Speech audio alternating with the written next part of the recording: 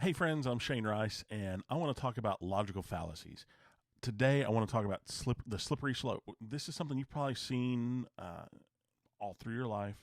You've actually probably heard people say, well, that's a slippery slope.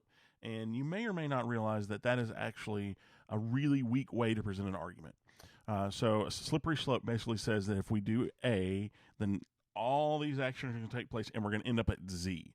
And so usually the slippery slope argument appeals to fear, to say we can't do this because if we do, then we're going to let Z happen, right? So if we don't tie our shoes, we're going to trip.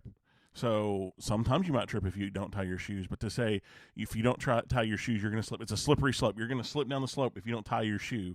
Then that is not logically accurate because it doesn't happen that way every time. This is really an appeal to fear, to say, okay, if we allow this one thing to happen today, then you need to be afraid of this happening in the future.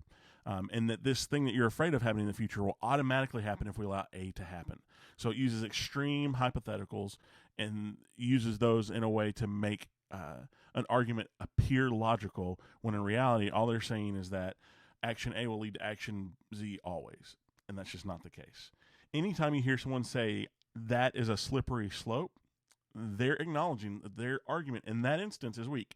All right, so that covers the slippery slope. My goal for this is to about once a week come back and talk about a new logical fallacy so that every week you can improve your ability to identify these, strengthen your own arguments, and quickly identify when an argument that you're hearing is either wrong or can be improved. So if you like to subscribe, you can do that here, and then eventually we'll have a whole collection of these that you can come back to and look. But really, just like 2 minutes, explain the fallacy, how you can identify it, and I'd love to hear how I can improve that. Just follow up down below the comment. Thanks.